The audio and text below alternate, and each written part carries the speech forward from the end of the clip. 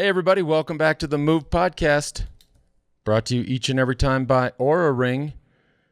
This is one of the most, and it's just continuing to evolve, rolling out new features, whether you're monitoring sleep, activity, recovery, so much packed into this little non-invasive ring. I mean, it just, was checking my data from last night. It's pretty epic. We're going to get into that because we had a fun night with Todd from Dry Farm Wines, and George decided to put that to the test. But everything starts with sleep, physical performance, mental clarity, all of these things start with sleep. Bad sleep equals those things are bad. And this is the way you monitor it and try to affect change. Try to get in there and hack these things and play around with it. So much in there: heart rate variability, temperature, activity, all this stuff right here in this small package. Head on over to Oura Ring, O-U-R-A ring.com to find out more. We're talking about stage 13, which I just sent you a text on stage 13, by the way. I want to check it out. Okay. What did you get? What did you send me? I'm not. What is this secret text thread here? Yeah, I'm not like you. I don't stare at my phone. I did that years ago, and JB got mad at me for looking at my phone all the time. Well, you tasked me for getting scoops all the time. Yeah, so I'm always getting scoops. We're talking about, so it's cool. We're talking about stage 13. It's Mark Cavendish's 13th tour, and his record-tying 34th stage win. Unbelievable. But let's cue Alain to tell us where the hell we are in France. Stage 13, Nîmes to Carcassonne. Oh, Carcassonne. What a beautiful part of the world, as you saw, getting close to our old hood over there in Girona. Today's show also brought to you by Dry Farm Wines. Later in the show, we're going to actually have Dry Farm's founder, Todd White, on with us. We had a fun night last night. George decided to put Todd's wines to the test. And Todd can explain more about the platform, let's call it. But George said, you know what, I'm just going to drink as much as I can, and I'm going to see how I feel. So how are we feeling? Well, I was going to actually try to wait till we got Todd actually sitting next to us to talk about why and why I wanted to do that. Yeah. Okay, well, then save it. Great. You should stick around and listen to that and watch that because we should all be wrecked. We were all fascinated last night. It's fascinating. This concept around natural wine. The bottom line is it's made with minimal human intervention. All the stuff that apparently in this country there's like 70 plus additives that are approved to put into wine. Todd and his team source only natural wine. They have no additives and slightly less. What I learned last night, slightly less alcohol. Totally friendly for keto and paleo. Happiness promise. This is sick, right? If you don't, we all should have a happiness promise, just in life. Mm-hmm. You're just, what's up with you? I want you to make me a happiness promise, JB. But if you don't like it, they'll either replace it or refund your money. Additive free, lower alcohol, sugar free, dry farmed, which means no irrigation. We can talk about that later too. And organically and biodynamically grown.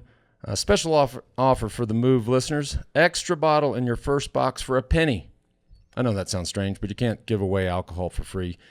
See all the details and collect your wine at dryfarmwines.com/themove. There's a flow code, and we'll learn more about this whole concept a little later on when Todd joins us. I was blown away. I'm literally, look at this. I'm on the checkout page at Dry Farm Wines. You're buying stuff to the subscription. Right on. We had a great tasting. I wish we'd gotten a photo of the lineup we had, the amount of wine that we had. We probably would have gone from this end of the table to that end. I mean, it was quite impressive. The recycling center here in Aspen is going to be full today. But let's talk about stage 13. I mean, what?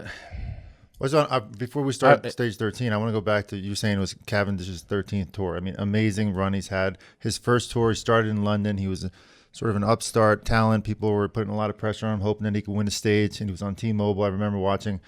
And poor guy got in a couple crashes, tons of pressure, went home after, I think, under a week that year. The next year, same sort of thing, ton of pressure.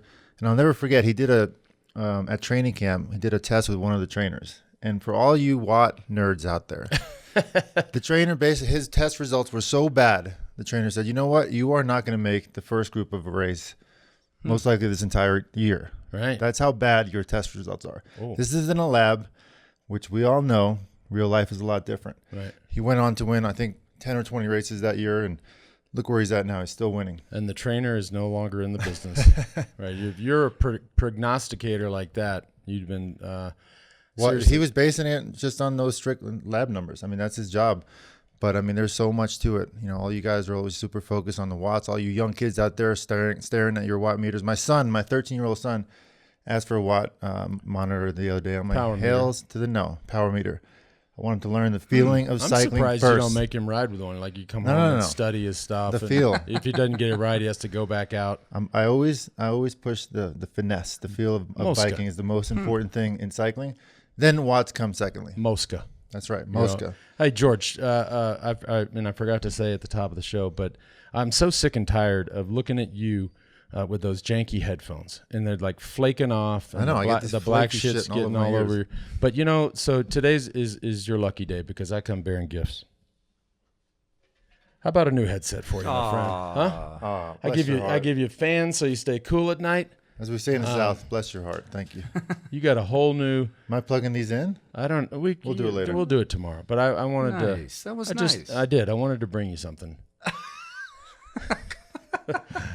Thanks, Hey, guys. you can't talk about Cavs when, and now we're going to go more on the record and all that, but the lead out train of Dakuna Quick-Step on point, looked like it was going to get away from him after that last bend, dialed it right back in.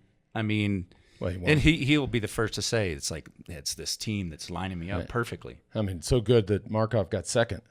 They got first. Not only that, right. they tried to make it hard on them in the crosswinds. And you know what? Watching that reminds me a lot of how we were in the crosswinds. People would always try to find weaknesses, but comes to crosswinds, we were one of the best teams in the world. We'd make the selection 99% of the time. Quick Step's probably even better. They started running them, start attacking the crosswind, trying to put them under pressure. Those guys are just laughing. I mean, that's their game. Don't mess with them on their game. And DeClerc taken out in that crash, so they even lost a guy as part of that monster lead out. But yeah, when you're as fast as Cav and you got those horses in front of you, and again, no chain, right? The chains, I don't know what is up with this chain, keep coming off at the finish line, but I mean, one easy one with one leg. There, here's the chain off again. I wouldn't say easy. Like I said the other day, I didn't think he was sprinting at 100%. Today, he was full gas into it. It was a 2% uphill incline to the finish line. Super hectic beforehand.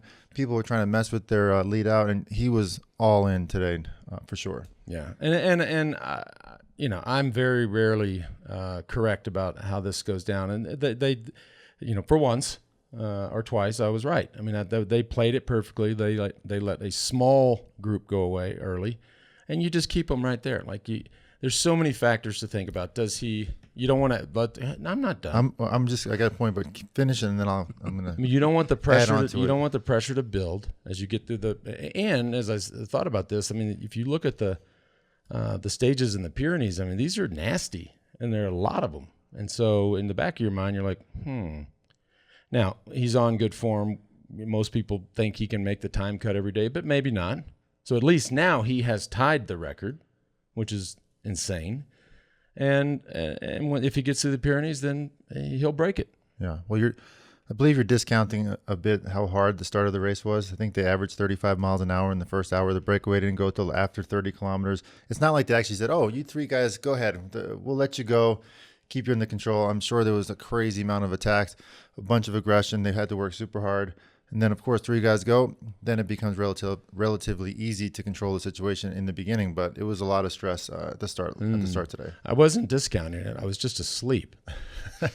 Exactly. You were asleep. And you never had to do that in all of your Tour de France's. What? That was our job Yeah. to control the breakaway. Still hard. I can assure it's very, very hard. It's hectic. And it was an eventful day. So I mean, obviously Mark Cavendish tying the record, but crashes and just questionable. I mean, this peloton is pissed off. Yeah. With the organizers, right? Throwing in these sections that are not marked. There's not a guy with a flame. There's no warning when they're coming into this, and we saw just a nasty crash, a high-speed nasty crash. And the thing that, I mean, this, and if you can find this picture. Look I at mean, when if we you zoom in. look at this dude's back. Yeah. So It's like hamburger. And if we zoom back out, Unfortunately, he dropped out of the race. What is thing- that surface like? so that's what I'm struck with, and that's the gravel and stuff's all on the side, which is what they hit at a high speed. And many of these guys you don't even see in this picture because they're off the side of the road. But that is the worst pavement to crash on. I mean, that's like a cheese grater. Yeah. I mean, it's never fun to crash, but you crash on that stuff, that's what happens to your back. So it looks like a road that's in mid-construction almost. It's like it's supposed to have asphalt poured over that. Listen, they are in the. It's a beautiful part of France, but they're in the middle of nowhere. Like these are not roads that get a lot of traffic, and this chip seal. This is what happens. I mean, in the center of France, they roll really slow, so they make the stages even harder. But if you hit the deck, it's cheesegrater.com. There's no question there should have been some serious warning flags going on before that section. Steve Perino from NBC called the guys and said there's a really dangerous loose gravel section coming up. If he knew it, the organizers knew it, the team should have known it, but they didn't. So it's really an unacceptable crash, this far into the Tour de France, especially with how crazy the first week was. Matt White was interviewed from the team car, and he was very upset they lost one of the team leaders out of the race, Simon Yates. Yeah, unfortunately, and Simon Yates has been going all in for the Olympics. Sitting back, we know that guy can climb with some of the best in the world, and he mentioned it many times that he wanted to be, at 100% for the Olympics. And look, now he goes home from an avoidable crash. Yeah, just more the organizers have obviously a lot of cars up the road, and they have Terry Gouvenou, who is technically, they call him, I think, the race director. Christian Prudhomme is, I don't know what his title is, but Gouvenou is in front of the race. He should be, he's probably in the back, sipping champagne and hanging out with all these fancy people, but he should be somebody should have their eyes on the road the whole time and noticing these things, and totally unacceptable. Yeah. I mean, they have several hundred police motorbikes out there, several hundred, organizers out there as well. There's no excuse for not having some serious warning before that. And the great, arguably the greatest of all time, Eddy Merckx, who had previously had the record by himself, 34 stage wins, chimed in. Well, obviously Cavendish is getting a lot of questions about Eddy Merckx. Eddy Merckx is getting a lot of questions about Mark Cavendish. And this is what Eddy Merckx said. He said, I won 34 tour stages by winning sprints in the mountains, in time trials, and going on the tack on descents. Let's not forget the 5 yellow jerseys I've got at home, plus the 96 days I wore it. Does that not seem much? Now, what that seems, Eddie, is ill-advised. I don't understand. How about just congratulations, Mark? Yeah, how about, you know what? I mean, I raced a long time ago. I won a bunch of stages, and it's normal that records are broken at some point in history. Like, I don't know. And it's good for the sport. This sort of thing, I mean, this is great for the sport. Who cares? Yeah, I mean, it's a huge It's not like people are going to say, you used to be the greatest of all time, but you no longer. Mark Cavendish beat your record, so you're that's all. That doesn't affect that. Yeah. No. Yeah, perhaps that story, 34 tying the record right now, is as big or bigger than Pogacar winning the Tour de France. I wonder who said that earlier in the tour on this show. Oh, you did? I don't always pay attention to you. He did say that, yeah. That is, we know that to be true, even despite all the gifts I give you. Every year we get a lot of messages. Where are the Americans? Who are the Americans? Yep. We got a peek at a new name. Yeah. When Sean Bennett today. Yep. Up in front. And this is, we do get a lot of questions about it. And where are the Americans is usually the first question. And I say it just like the Italians, only 7 Italians on the start line, 4 Americans. It's cyclical. We have an amazing crop of young guys that there will, within the next handful of years, you'll see a dozen Americans in the tour. Yeah, it seems to be on an upswing. Yeah, it was great to see Sean Bennett in the breakaway today, supporting the colors out there, and it's just awesome. Ex-mountain bike rider. Very, very cool to see him up there, a young guy. And I think, we're going to see some more Americans in the breakaway with Sepp Kuss. I hope that he's feeling better, and he's about to hit his terrain again in the Pyrenees. And if he's riding as good as last year, we're going to see a lot more of him coming up. Yeah. All right, good job, Sean. Well, we got some scoops. We from a listener. We did. It's usually from George. I love this scoop, actually. Yeah, it's one of our listeners sent this in, and it's about Vingegaard, which We're never going to pronounce it right. Vingegaard. And this woman, Lauren, writes to us. This is great. She said, and we had the scoops from George yesterday about that he was slinging fish. Yep. Before he became a pro bike racer. And which ended up on NBC today. I thought that was amazing. I thought, you sneaky bastards. Lauren writes, stealing our stuff. Texan here, married to a Danish cyclist who shared this video with me of how Jonas Vingegaard got his jumbo contract. He got the Strava KOM on Col de Rates. Am I saying that correctly? By 11 seconds. In this video, his Pro Conti team paces him at the beginning. His director goes totally crazy, cheering him on from the car for a Strava segment. It's a fun video, especially the end and all the excitement.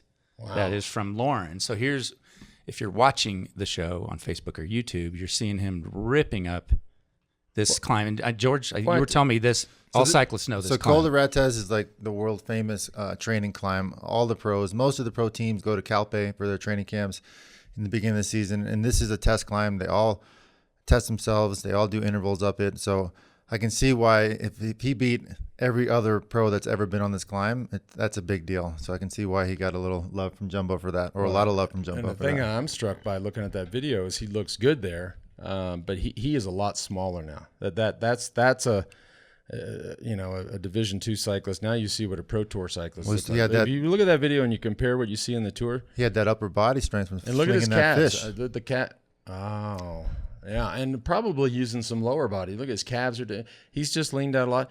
He's gonna, he's got some cards to play. Yeah, I mean, breaking that record, getting the Strava segment up that climb is he's got some serious power to weight ratio going on. By the way, there's so many cyclists there. Where are they? That's Col de Rates. That's where all the cyclists in Europe go to train and test themselves. All of them. It's so funny. I didn't even know it was in Spain. I didn't know it was in Calpe. I've been there 100 times. Yeah, you've done that climb 1,000 times. Thank you for reminding me of that. Absolutely. But the scoop from Lauren is like, that's what got the attention of Jumbo Visma. That's like a YouTube singer getting a record deal, which also happens in modern times, right? Well, like I've said before, they've all done it. So the fact that he was able to beat all of them up that climb is super impressive. Yeah.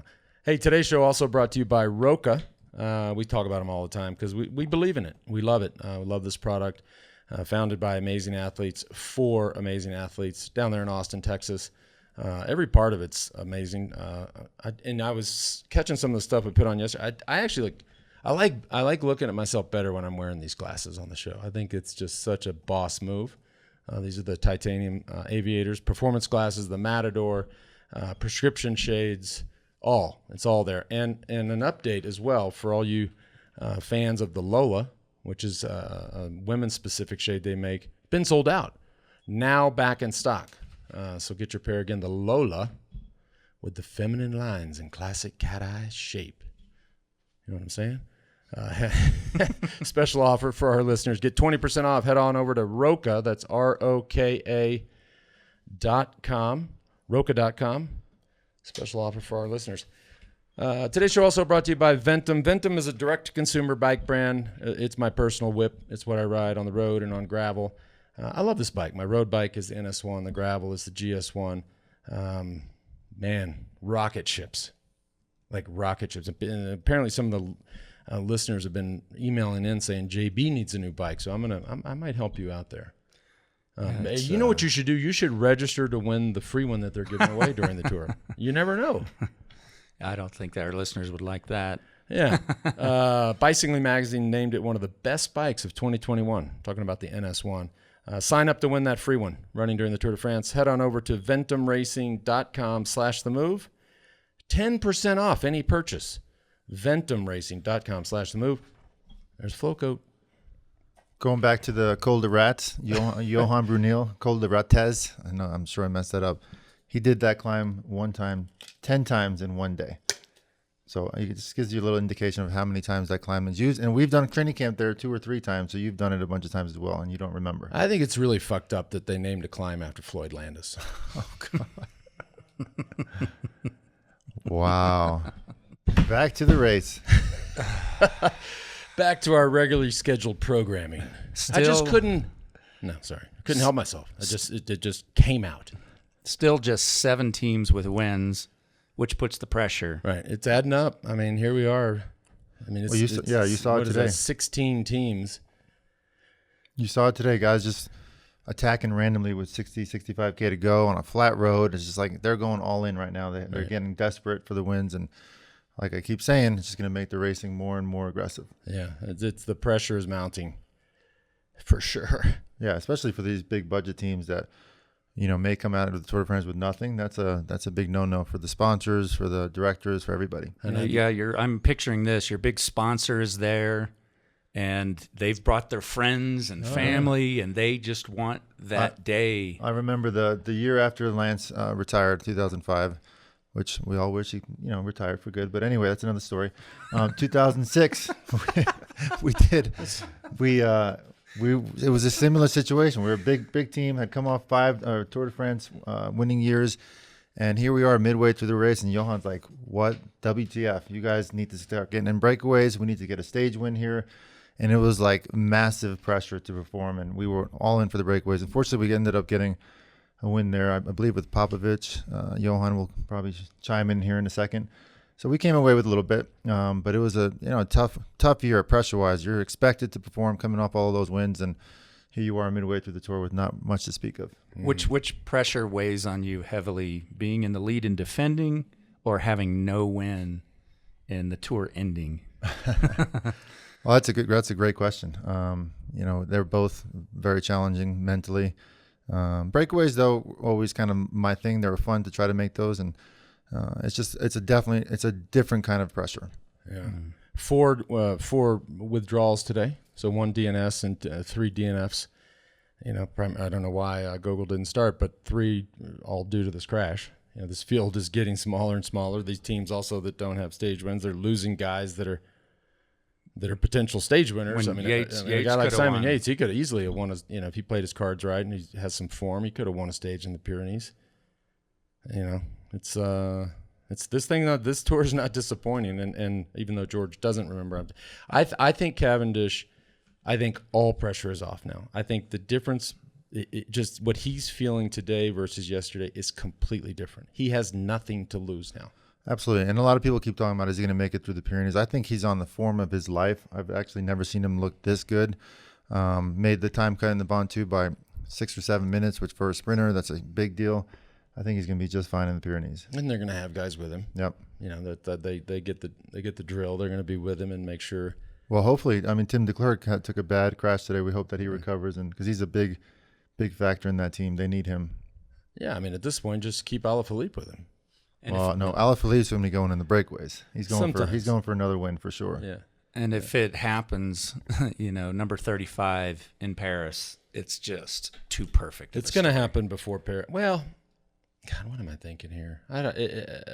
That's story, but that's like out of a movie. But I think he gets it before. Yeah.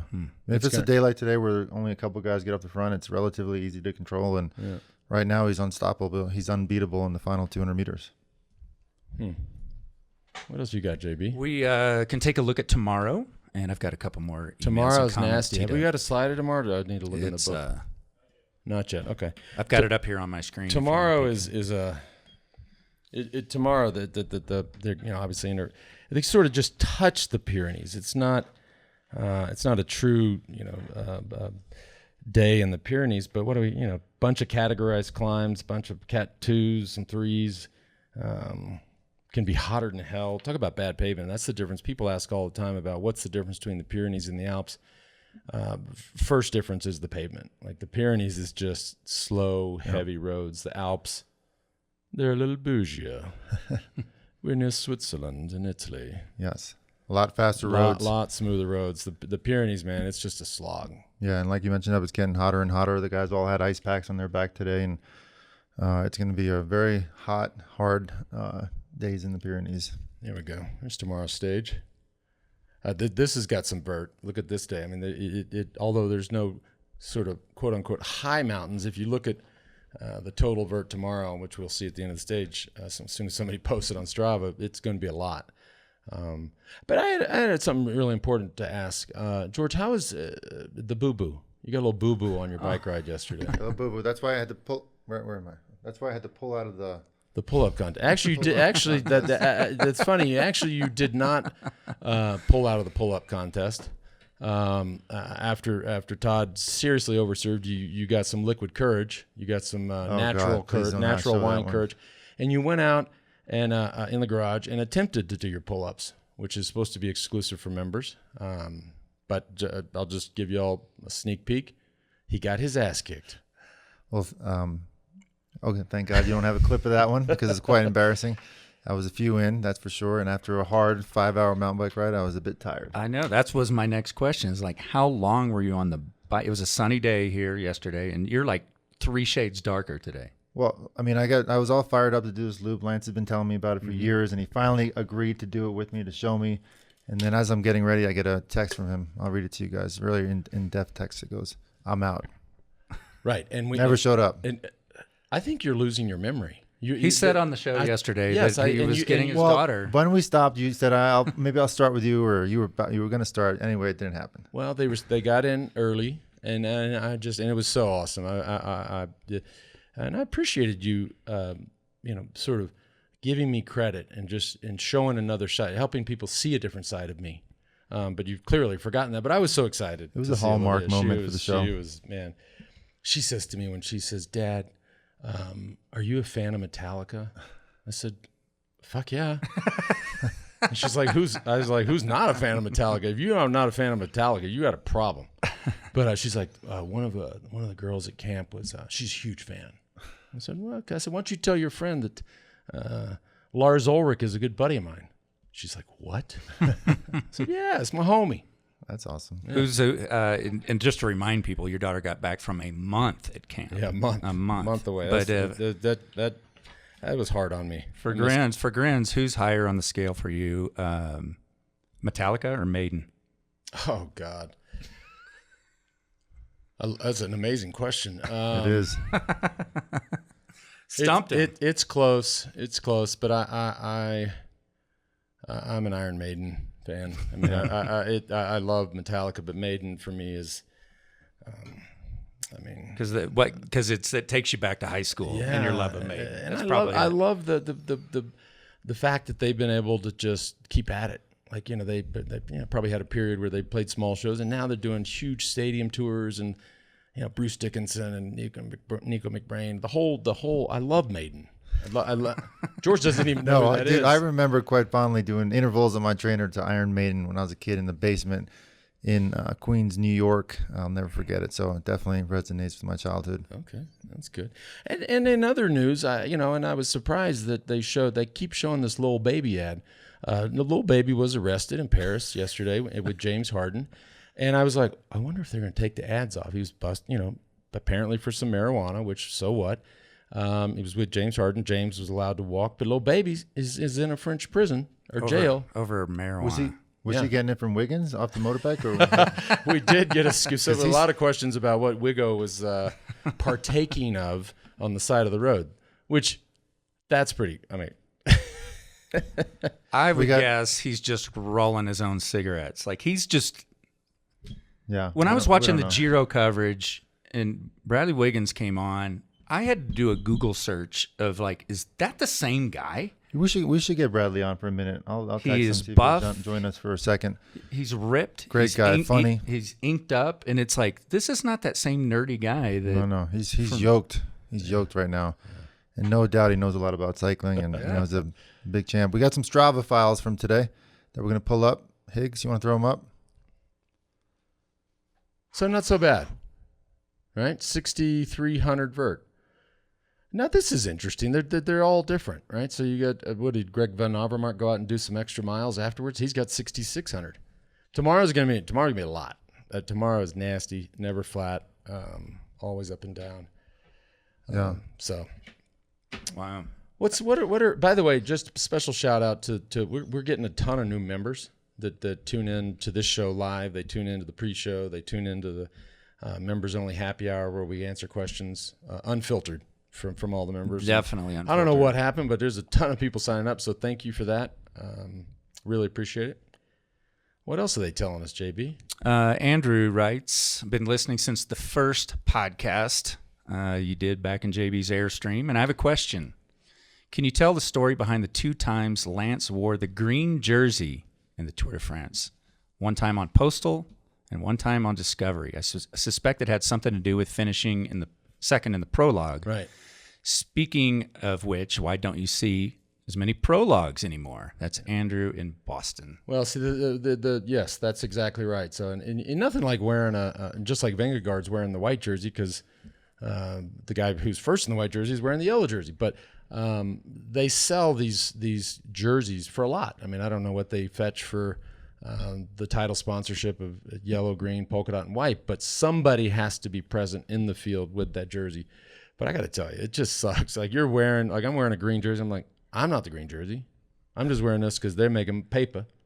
But it has to be represented. Has to. And actually, one year there was a crash, and the guy in the yellow jersey lost his yellow jersey. Lance was in second. He got the yellow jersey, and he didn't want to wear it because he felt like he didn't deserve it the next day. Oh God! Started without it, and I think they said they were going to disqualify you. Stopped the race and made me put it on. Really? Yeah. Jean-Marie LeBlanc said, "You're going to put this fucking jersey on right now," and I was like, exactly. "Yes, sir." Yeah, it was strange. I think it was Zabriskie who crashed.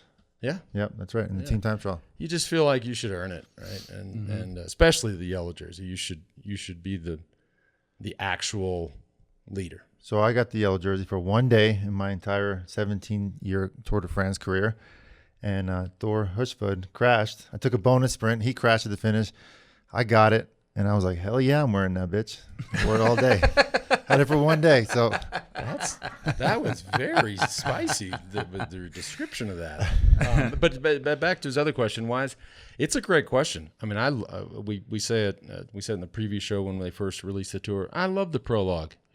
It just, for so many reasons. I think it's cool to watch time trials. I think for anybody in the race, it's a perfect way to test your form going into 3 weeks. You got me, man. I agree. I was a huge fan of the prologue. I lost the prologue in 2006 in Strasbourg by 1/100th of a second. Oh my gosh! It still hurts me a lot. But the fact that you have to get so mentally prepared for these things, as you're training, as you're warming up, I mean, you got every corner memorized in your head, and you're visualizing the 6 or 10 kilometers. They're usually very short. You got it all dialed in. And, I had every corner perfectly dialed, and I still lost by 100th of a second. So imagine that. I mean, it's just such a short, intense event with what you have coming up in the next 3 weeks of the Tour de France. I love having those, and hopefully next year they'll bring it back. Well, it gives you a look at all the riders in the field. Yep. It's like, because the way we started this year without a prologue and a chaotic first stage, you're like, okay, who's in here today? Right. Unless you're studying the start list, you don't know. And if it's a hard prologue and you're a GC rider, and in our day, we'd have these climbers that just couldn't time trial very well.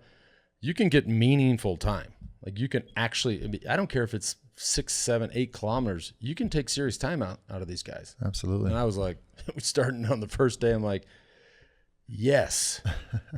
See ya in the douches. I believe we have a fish throwing video from Vingegaard, which would be kind of fun to show. Higgs, what we got? Actually, look at this guy. What is he, like 11 there? This is like child labor laws should be in effect. Yes, this is, I mean, you'd much rather be a pro cyclist than doing this at 4 a.m. Dude. Wow. That's unreal. Yeah. Here's another email. My question is based on my own curiosity, but the answer could also help me with my fantasy tour team. Now that Wout van Aert has won his stage, will Jumbo-Visma continue to give him freedom to chase his own opportunities? If so, would they do that when they have Vingegaard riding strong and down to only 4 other Jumbo team members? Seems like Van Aert should be a team player and do all that he can to help Vingegaard. I disagree. If I was his director, I would definitely tell him to stick with Jonas and worry about his own party another time. That's from Brian. In Denmark. Brian in Denmark? Danville, California, actually. No, I unless he, I think if he really impresses in the Pyrenees and gets not likely, but if he were to, either get the yellow jersey or get close, then yes. But for now, Wout van Aert, you got to give him, free reign. He's a beast. Yeah, he's on incredible form right now, and he can easily make breakaways. And if the breakaway doesn't work, he can wait up for Jonas. So there's a lot of different cards to play. And there are other teams are right now racing to try to get second and third place. EF Education and Ineos. They're going to be doing a lot of the work to try to get on that podium.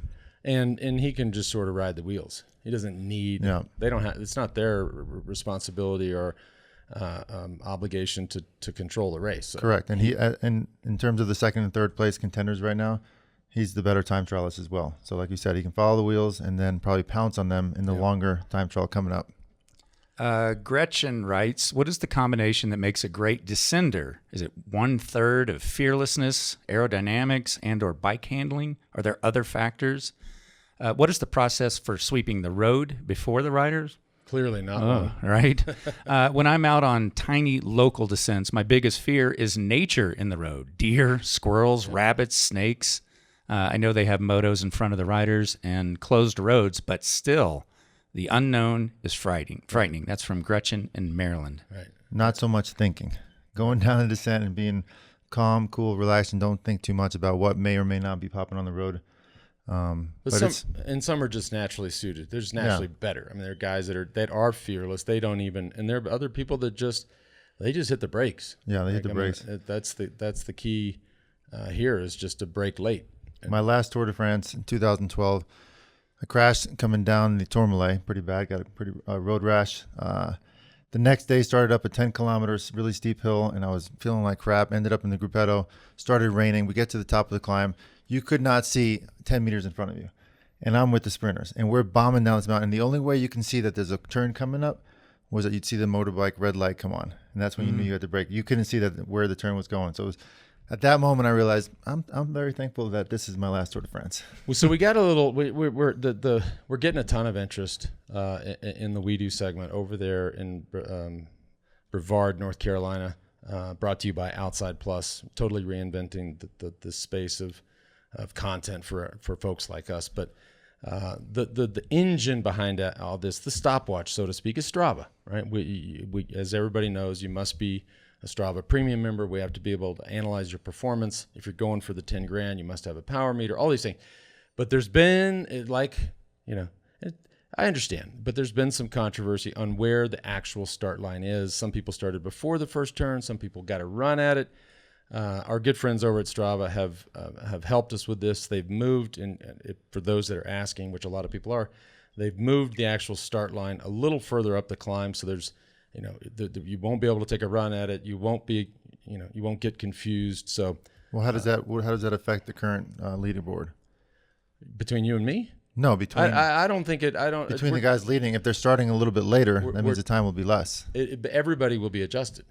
They'll adjust it. Okay, they've adjusted the segment, so the times will adjust. Right, and that will be the remedy. But to avoid any confusion, they really helped us out. Because everybody was going full gas by that point. Yes. Right. Yes. And if you want to go redo it, you can redo it. You can do it as many times as you want. And the other thing, got to make your ride public right away. If anybody wants to see it, our friends at Hammerhead put up a good thing. This fellow, Sean Gardner, who had the Everstein world record for a minute, went and rode the climb and filmed it on his GoPro. They've got that up on their Instagram.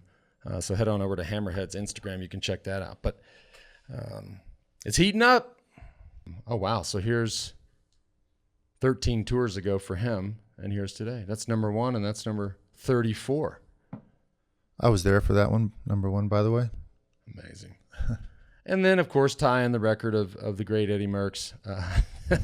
This is, I don't know who rigged this picture up, but this is good. You got the old Eddy Merckx wool jersey, the old Molteni jersey, and there's Cav. And he's also the world champion, so it's not that far off. Yep. We'll take a break. We'll bring Todd on and talk about a whole new way to drink wine. All right, we're joined by Todd White, who founder of Dry Farm Wines, who graciously came over last night and got George extremely inebriated, and George was going to test his theory. But Todd, it was first of all, thank you for last night. That was man, you brought the show, man. We drank a lot of wine. We drank a lot of wine, and we learned a lot. Yeah. And I was like, all right, I get it. Everybody wants to be natural and organic. All right, so let's do that. But there's the facts that you were throwing out were mind blowing for me. And I love wine, but I really didn't know anything that you shared last night. Like that was all new news to me. Yeah, if you love wine and you love to drink wine and you care about what you put in your body, right, then you should be educated to make good choices. Right. The problem is that the industry doesn't allow you to make good choices. The wine industry spends millions of dollars in lobby money in Washington, D.C. to keep contents labels off of wine bottles. Interesting. So you don't have an opportunity to make an informed choice when you decide what wine you're going to drink. Right. And we drank the whole spectrum and all this stuff, of course, available through Dry Farm Wines. But we started with, some light bubbles, and then we went to some whites, and then eventually, as dinner rolled on, we had some amazing reds. I love big red wine. I was like, I don't know what this is going to be like, dude. Sorry, I didn't skip a beat. Like it was. Yeah, I think we opened about 15 or 20 different wines. Yes. Whoops. Yeah, I mentioned earlier that our display would have been about from the end of the table to that one with the wine bottles, with a couple of magnums included. I know I really enjoyed that wine, and I did test your theory. I wasn't sure if it really would work, but I drank a lot, and I felt great this morning. George had absolutely zero side effect from that wine that I drank last night. George so had totally two good lines last night, and I'll just remind him. The first is he said, "I'm going to drink as much of this as I can and see what happens." Correct. And there we go. But the better line was he looked at you, Todd, and he said, "Yeah, do you work out?" Yeah, exactly. And here's this guy, this old timer here, all ripped and yoked and keto and veins. And he looks at George and he goes, "What? You can't tell?" I was like, "You idiot! What are you? funny. This our guests, our new partner, like you. What kind of? It was like a bad pickup line. You clearly had to. You don't say shit like that normally. Like that's." But You're right. And the other thing that I thought was fascinating was this whole. I just assumed that you had to water vines and vineyards to grow, right? I didn't. Well, that's because in America, most of the vineyards that you see, more than 99% of vineyards are irrigated.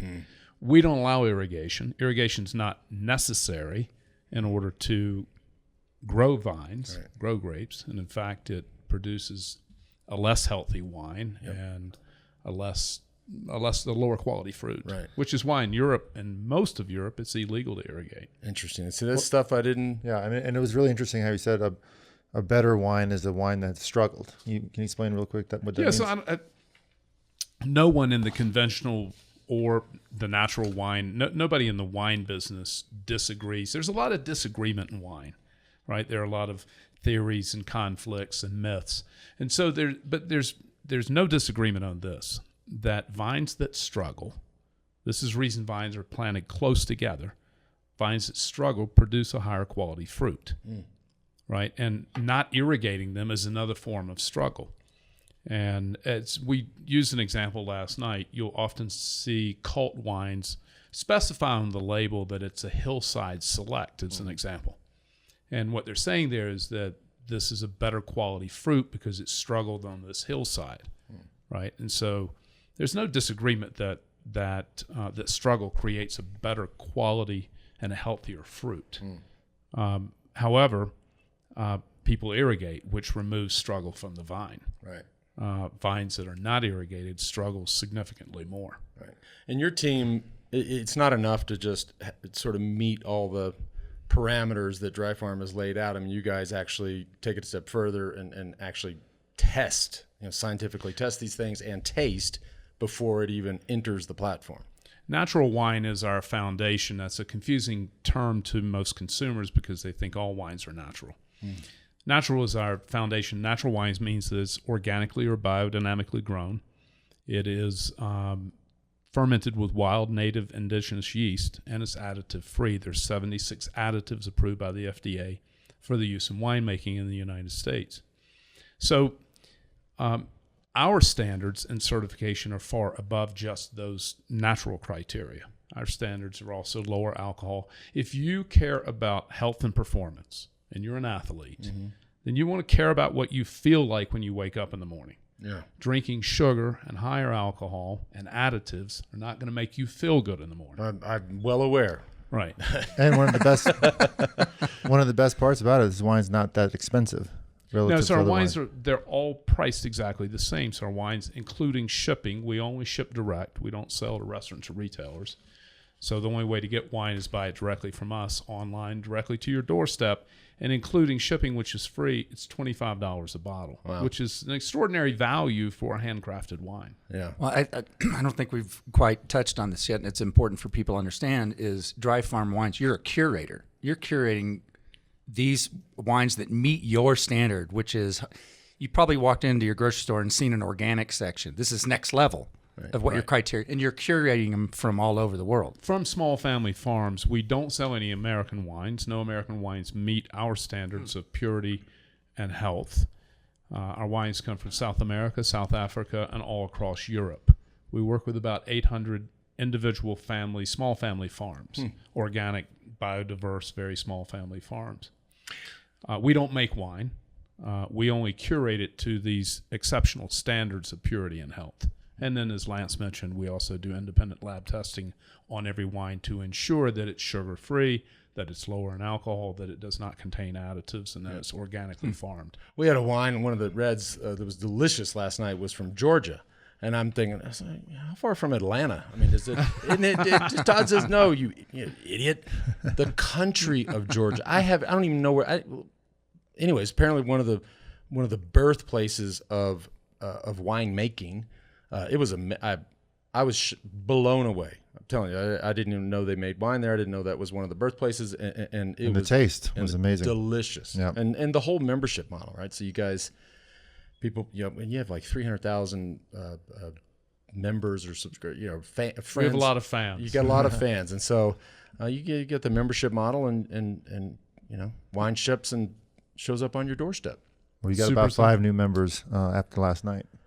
Nice. Well, it was a great time. The food was great.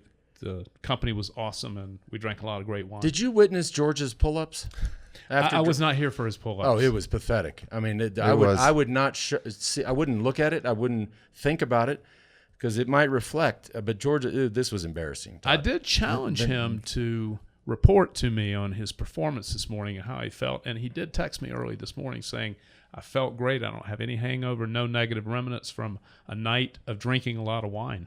Right. Absolutely. I felt totally fine this morning. Yeah. I think what was so funny last night is you could just feel it with everybody. You were taking away the stigma of being into fitness and loving wine. Like it's like, but I think I worked out hard today, and I might go through a couple bottles tonight. Yeah. You're transparent about that. Like you like to, hammer during the day and enjoy some alcohol in the evening. I'm an athlete, and I drink 1 to 2 bottles of wine a night, and I love it. Now I've told you kids a lot of stuff this tour, but you heard that right. A bottle or 2 a night. Damn. Keeps the doctor away. I'm in, brother. Todd, thanks for coming on. Thanks for last night. That was really a great special. time. I loved Aspen, and great to be here. Thank you. Yeah, it's dryfarmwines.com. I've even got the subscription in my checkout here for $159. You'll get 6 bottles sent to you every month. And huge fans, Dave Osprey, Mark Sisson, people that they know a thing or two about. Rob Wolf, who I think you're friends with. Rob as well. Wolf, yeah. So you're Great onto partners. something. Thanks for coming, buddy. Thank you.